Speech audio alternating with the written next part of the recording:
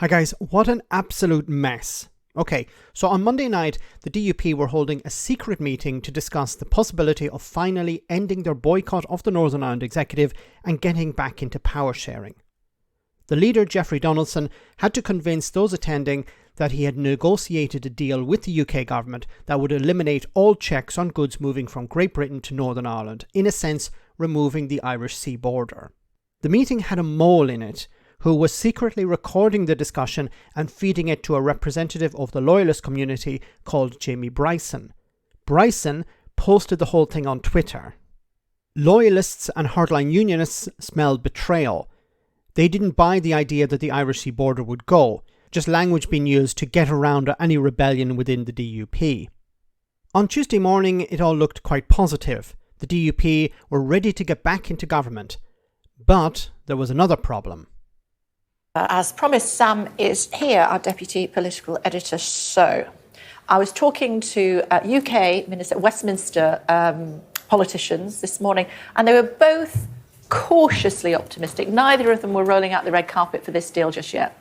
Yeah, because you look at the public statements overnight from the Secretary of State and Chris Heaton-Harris, and they strike a slightly more jubilant note than I think is the reality inside government. I'm picking up a lot of nerves, Kay, about what happens next. Why? Yes, the DUP executive voted to approve what's going on, but they worry inside government that it is simply an approval to the next stage, because the biggie is seeing the letter of the legislation. Now, I was in contact with the cabinet minister. Actually, there's a cabinet in a couple of hours. I expect quite possibly the cabinet to be shown some of the legal text. That's legal text that the people in that room last night that David Blevins were covering didn't see. And that's quite a big and important thing. Because when you take a step back, the British government are trying something quite hard here. They are trying to tell the DUP that something has changed about the way that Great Britain relates to Northern Ireland and that they're getting rid of checks. They're trying to tell the European Union that nothing has changed, and they're trying to tell the Brexiteers that everything is fine and this isn't going to reflect the UK's ability to embrace Brexit freedoms in the years to come. Not all those three things can be true, and everybody inside government knows it. So it's going to come down to the legal text and possible interpretations in a court of what that legal text says. So the view of some in government is the hardest bit may yet to come. Just because they said yes last night does not guarantee you success in stormont reforming. OK, so they need David Blaine. Okay, yes, they need David Blaine, need a magician to get around these problems. So as you heard there are three core problems. First is keeping the EU happy.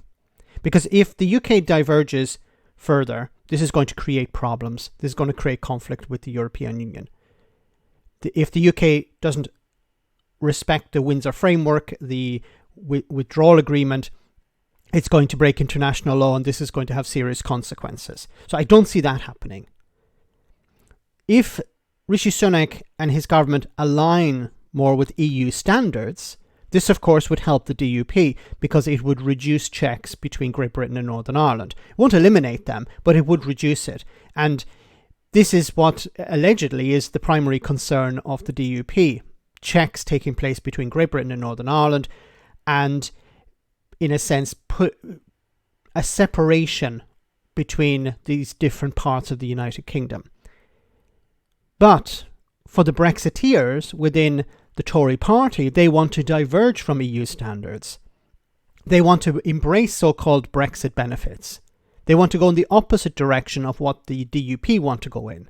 Now, the DUP are not coming out and frankly saying, yes, we want closer alignment with EU standards because they're an anti-EU party.